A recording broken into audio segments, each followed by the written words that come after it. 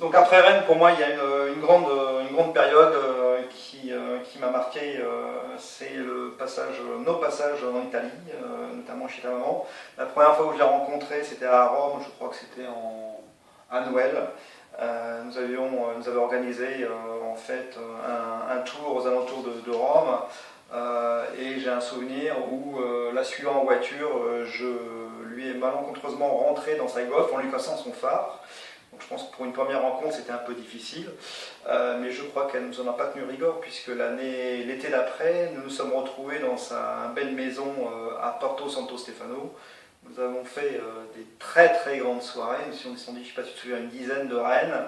Notamment, il y avait une ambulance qui avait été reconvertie en voiture de tourisme, dans laquelle 6 ou 8 personnes étaient descendues de Rennes. Et j'ai souvenir, dans cette maison, on avait des voisins, une certaine princesse de Rome qui était là avec ses enfants. Et nous nous amusions avec le revolver de son fils à jouer à la roulette russe, avec notamment un souvenir où Marc Bergeron a perdu une partie de ses cheveux, de son cuir chevelu, après un mauvais coup à la roulette russe. Bref, des super soirées qu'on passait chez les Italiens, à se maquiller, à s'habiller. C'était vraiment des soirées très sympas et un très bon souvenir de ces vacances en Italie. Puis il y a aussi les vacances chez ton père, à Biarritz, on en a fait plusieurs. C'était assez sympa de passer des vacances dans le sud-ouest avec toi et ta famille. Voilà. Et puis l'époque d'ado est passée, il s'est passé quelques années, nous sommes retrouvés après, vers l'âge de 25 ans, 26 ans, sur Paris, puisque nous avons été colocataires rue Chauchat dans le 9e, où là, nous avons fait pas mal de soirées. Et j'ai souvenir, néanmoins, d'une soirée que l'on a passée, un week-end que l'on a passé avant de venir à Paris. J'ai oublié une petite étape importante. C'est quand nous avions 18 ans, nous étions montés pour la première fois à Paris tous ensemble. Nous étions en 4 ou 5, nous avions pris la super voiture R11 Renault de mon père. Nous étions montés à Paris et nous étions descendus le vendredi soir dans un super restaurant à Paris, sur les Champs-Élysées, qui était non moins que le Pub Renault, probablement le restaurant le plus ringard, le plus touristique de Paris. Et nous étions après, sur les conseils du serveur du maître d'hôtel, dirigés vers une boîte, elle, branchée, puisque nous étions allés au Bus Palladium. Et je me souviens que lorsque nous sommes arrivés devant le Bus Palladium, il n'y avait une queue de 200 personnes. Nous avions mis nos petites cravates, nos petites vestes de province, et quand nous avons vu tous les Parisiens avec leurs blousons de cuir, leurs tiags, leurs t-shirts, faire la queue, nous sommes repartis en courant à la voiture pour se changer, enlever la cravate et remettre un t-shirt et un blouson de cuir. Nous nous sommes retrouvés dans le coffre ou dans nos affaires. Bref, l'entrée au Bus Palladium a été difficile puisque c'était quand même assez VIP à l'époque. Mais n'ayant pas peur et n'ayant pas froid aux yeux, j'avais emprunté ta carte d'identité pour me faire passer par le fils de Jean-Paul Loc, connu bien sûr déjà à l'époque. Et lorsque le videur m'a regardé à l'entrée et a vu que ma photo ne collait pas avec le profil d'Alexandre Lotte, il a voulu me mettre dehors en me prenant par le colbat, et à ce moment-là, tu es arrivé, et heureusement, Henri Lecomte nous a aperçus, en tout cas t'a aperçu dans la boîte, et grâce à lui, nous avons pu rentrer dans le Bus Palladium et passer une super soirée, et tout a bien fini, et nous avons eu des super souvenirs. C'était vraiment, en tout cas pour moi, ma première soirée que je passais à Paris, dans une boîte branchée, grâce à toi. Donc de super souvenirs. Pour revenir à notre colocation dans le 9e, j'ai des souvenirs où on passait des soirées sympas, notamment avec notre ami Marc Bergeron, qui aujourd'hui habite à Bali. J'ai souvenir de soirées de 31 où je revenais, moi le premier, l'appartement avait été un peu dévasté.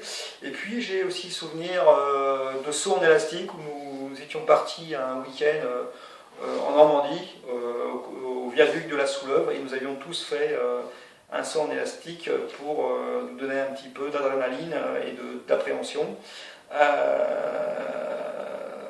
pour des sauts dans le vide. Voilà. J'ai souvenir aussi d'un week-end ski à la Plagne. Nous étions partis avec ce fameux Marc Bergeron et puis mon frère. Et je me rappelle que la première descente, qui était une piste verte, une piste rouge, tu avais petit peu échaudé, puisque tu avais mis un certain moment à la descente en chasse-neige, mais c'était probablement l'une des premières fois que tu descendais les pistes à ski.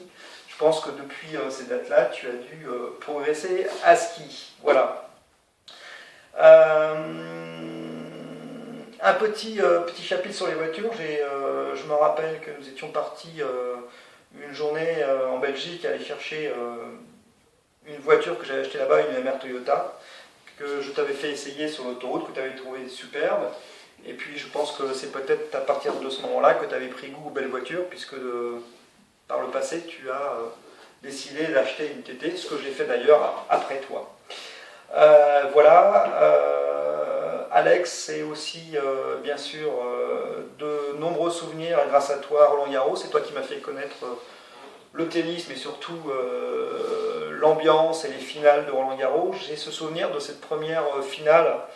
Lorsque j'avais une vingtaine d'années, tu m'avais emmené et je m'étais retrouvé entre en fait dans les studios qui retransmettaient en fait la finale de Roland Garros. Je m'étais retrouvé entre Daniel Casal et Jean-Paul Lotte, qui à l'époque commentaient les matchs en live pour la finale pour TF1, je crois, et qui n'arrêtait pas en fait de se couper la parole et de faire parler l'autre pour faire raconter un certain nombre de bêtises à l'antenne. Bref, énormément de souvenirs, tellement de souvenirs que je ne me souviens même pas qui était la finale, si c'était un Yannick Noah ou un McEnroe. Bref, tout ça pour te dire que pour moi c'est énormément de souvenirs sur Boulogne, c'est un souvenir il n'y a pas si longtemps d'un déménagement de la famille Lotte de Boulogne vers Ville-d'Avray.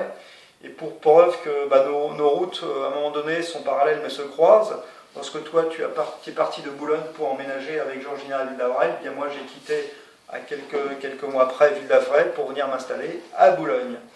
Bref, beaucoup de routes qui se croisent.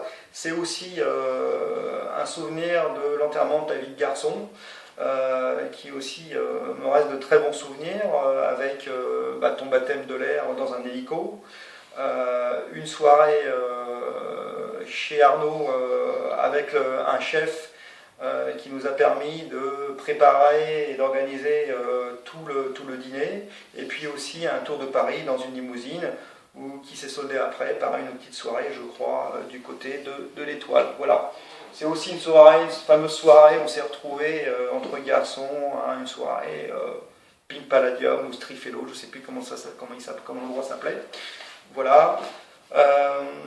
Voilà, c'est énormément de souvenirs. C'est des souvenirs aussi, bien sûr, en Bretagne, puisque la Bretagne, c'est mon pays d'origine, et puis c'est aussi, je crois, une bonne partie de ton ado et de ton enfance, avec de nombreux week-ends en bateau, notamment du côté des îles de Chausey, où on a pas mal navigué sur monocoque, catamaran, où je me souviens des catamarans, on s'amusait à ligoter des sirènes sur les filets, voilà, et puis nous dormions souvent sur la plage, car le bateau n'avait, hélas, à l'époque, peu de couchettes, voilà, donc c'est de nombreux week-ends passés dans ces îles anglo-normandes. Beaucoup de souvenirs, c'est aussi bien des soirées passées à la maison, c'est notamment mes 50 ans qui ont été fêtés l'été dernier, et j'ai apprécié que tu sois à mes côtés à ce moment. Voilà. Bref, tout ça, des moments passés depuis plus de 30 ans, et oui, des moments intenses, des moments importants, aussi des moments nostalgiques. J'ai envie de te dire, surtout, ne change pas. Continue je pense que tu n'as pas changé depuis qu'on se connaît, c'est-à-dire que lorsqu'on se voit, on arrive toujours à faire des fêtes ensemble et à délirer. Et j'ai envie de te dire, continuons comme ça, et j'espère que notre amitié restera éternelle. Voilà. Je t'embrasse très très fort, je te souhaite un joyeux anniversaire pour tes 50 bougies.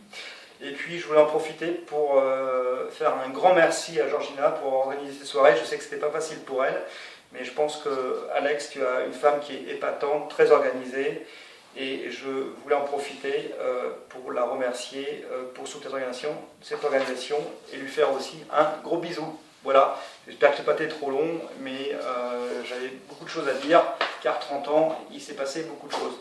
Bye bye, ciao ciao.